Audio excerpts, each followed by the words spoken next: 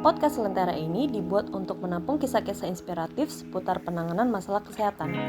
Pada edisi perdana ini, Podcast Lentera akan mengangkat pengakuan keluarga dengan skizofrenia atau ODS.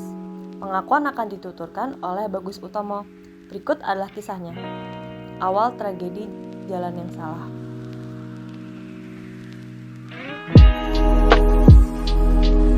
Assalamualaikum warahmatullahi wabarakatuh.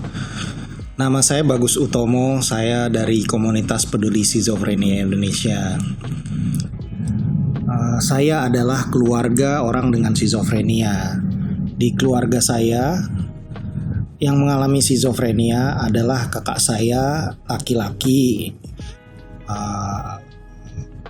Keluarga saya itu anaknya 8, yang pertama perempuan, yang kedua laki-laki, yaitu kakak saya yang mengalami skizofrenia ini.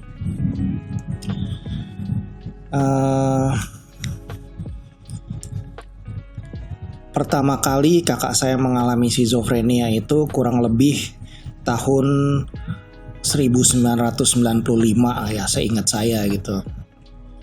Mungkin lebih awal, saya kurang hafal juga gitu.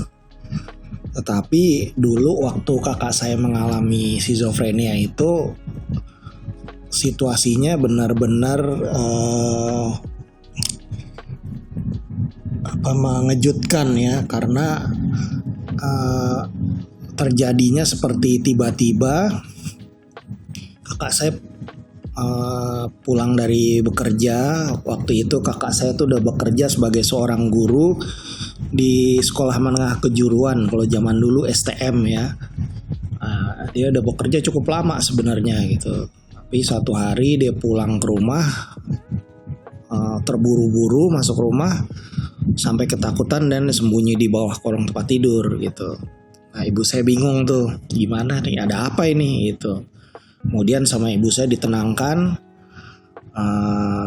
Dan sebenarnya di awal-awal kakak saya ngalamin itu, dari minggu pertama kakak saya mengalami skizofrenia itu udah langsung dibawa ke psikiater, karena rumah saya itu dekat rumah sakit haji Pondok Gede. Tetapi waktu itu kami benar-benar minim pengetahuan. Jadi kakak saya udah berobat, kemudian dia membaik kondisinya ya, dia bisa tidur, dia bisa tenang kembali, dan dia mulai berangkat mengajar lagi gitu. Tapi kita nggak tahu bahwa gangguan ini memang sesuatu yang menahun gitu ya.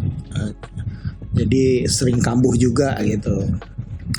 Jadi ketika obatnya habis, kami nggak bawa lagi karena ke dokter gitu, karena kami pikir dia hanya mengalami stres biasa gitu. Tapi kemudian beberapa waktu kemudian dia kambuh lagi. Wah, kami lebih terkejut lagi kan. Ada apa ini sebenarnya gitu. Kemudian kami bawa berobat lagi, membaik lagi, ngajar lagi. Nah, sama kejadiannya, tidak kami lanjutin pengobatan, kambuh lagi. Sampai kondisinya tuh makin buruk. Jadi kakak saya tuh antara ketakutan, terus dia marah. Jadi dia kadang-kadang dia teriak-teriak, ngamuk gitu. Dan itu membuat kami bingung, takut, dan gimana ya, tercekam juga gitu. Kemudian saya berinisiatif, saya nganter kakak saya konsul ke dokter. Saya tanya nih, setelah dia konsul, kakak saya suruh keluar, saya tanya, "Dok, kakak saya sebenarnya sakit apa sih?" gitu. Tapi dokter tidak memberikan informasi yang memadai gitu. Mungkin dokter maksudnya biar kami nggak jatuh gitu mentalnya gitu kan, mendengar anggota keluarga kami mengalami gangguan jiwa. Jadi di dokternya bilang, "Kakak kamu nggak apa-apa, nanti kalau obatnya habis ajak konsul lagi," gitu. Nah, kan kami jadi bingung gitu. Nah, karena kami keluarganya masih tradisional gitu kan. Nah, kami pikir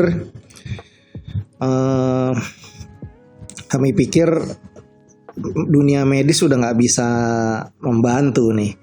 jangan-jangan ini adalah disebabkan oleh gangguan supranatural gitu. Akhirnya di situ menjadi titik balik yang pertama tuh bagi keluarga saya. Jadi kami malah banting setir berobat ke alternatif. Wah, macem-macem berobat alternatif itu. Jadi dari mulai ke kiai, ke Pak Haji, ya didoain, kasih air putih, dibacain ayat-ayat suci Al-Quran, baik diminumin, kadang juga kalau dia mau mandi kita buru-buru masukin tuh air ke bak mandi dia, kita aduk supaya dia terlindungi dari gangguan supranatural lah gitu, misalnya santet dan sebagainya gitu. Karena kami berpikirnya dulu begitu. Terus kemudian ya dari mulai Pak Kiai, terus kemudian ke Ustadz, ke ini dukun, kemudian juga ada herbal, macem-macem deh kita coba gitu. Bahkan ada yang nyaranin pakai buah pala aja nih karena dia sulit tidur. Buah pala itu kita gerus, kita campur minyak kelapa, kita oleskan di kepalanya supaya dia bisa tidur. Dia suruh makan buah pala supaya mudah tidur. Tidak juga berhasil gitu. Bahkan ke akupuntur lah, ke totok lah. Terus kemudian karena rumah saya dekat Taman Mini Indonesia Indah tuh, kalau setiap ada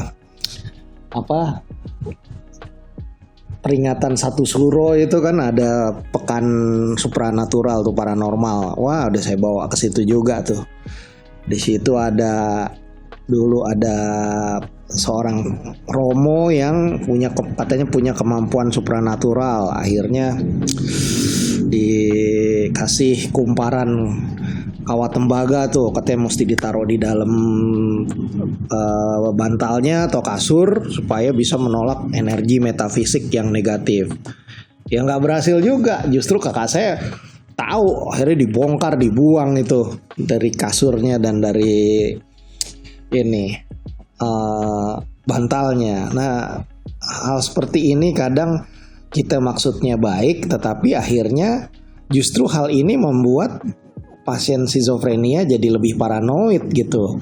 Dia jadi kadang-kadang yang berbahaya nih, dia paranoid terhadap keluarganya, seakan-akan yang menyantet dia ini keluarganya karena bantalnya kita masukin kumparan kabel tembaga segala gitu kan. Terus kita juga katanya harus nanam telur soang tuh yang nggak gagal netas di depan gerbang kita. Jadi kalau dia mau udah pulang ke rumah, dia melewatin itu, nanti jin atau setan atau apalah yang merasuki dirinya dari luar sana itu nggak bisa masuk ke dalam rumah gitu. Orangnya bisa masuk, jinnya tinggal di luar. Jadi suasana di rumah lebih tenang katanya. Tapi ya ternyata nggak juga, nggak ada hasilnya juga. Terus kemudian nyebar beras kuning campur kunyit dan garam tuh disebar keliling rumah sebagai pagar supranatural sambil mengucapkan doa-doa dan ayat suci Al-Quran. Ya tetap aja nggak bisa. Jadi kakak saya ternyata setelah bertahun-tahun kemudian saya tahu itu ternyata diagnosanya skizofrenia paranoid. Jadi dia curiga seorang ingin membunuh dia, ada orang yang ngungkitin dia kemana-mana. Akibatnya ya dia kadang marah-marah, ngamuk-ngamuk setiap hari. Itu sampai saya nggak bisa tidur tuh selama bertahun-tahun. Saya pulang kuliah, pulang kerja, dari sore sampai pagi nggak tidur lagi. Pagi ya kadang ketiduran sebentar, berangkat kerja lagi. Begitu terus. Wah, suasana yang sangat mencekam dan ya trauma juga gitu.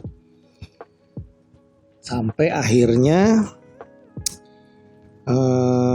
ya kakak saya melakukan hal-hal yang membahayakan juga, dibakar-bakaran di dalam rumah, teriak-teriak, ngamuk-ngamuk, sampai kita harus ikut ke tali tambang. Nah, terus kemudian ya dibawa pesantren gangguan jiwa, katanya bisa sembuh. Udah bawa orang ke rumah, Sampai sana yang nganter belum sampai rumah dia udah balik lagi ke rumah, padahal tuh jauh ke Sumedang kalau nggak salah. Aduh, benar-benar padahal dia kita bawa tuh nggak bawa uang sama sekali, tapi bisa sampai rumah gitu, aneh juga. Tapi ya begitulah dengan ODGJ. Nah itu kurang lebih ya 10 tahun lah seperti itu. Jadi benar-benar satu pengalaman yang berat buat kami sekeluarga. Terima kasih telah menyimak penuturan Bagus Utomo pada episode pertama ini. Nantikan penuturan Bagus Utomo pada episode kedua selanjutnya.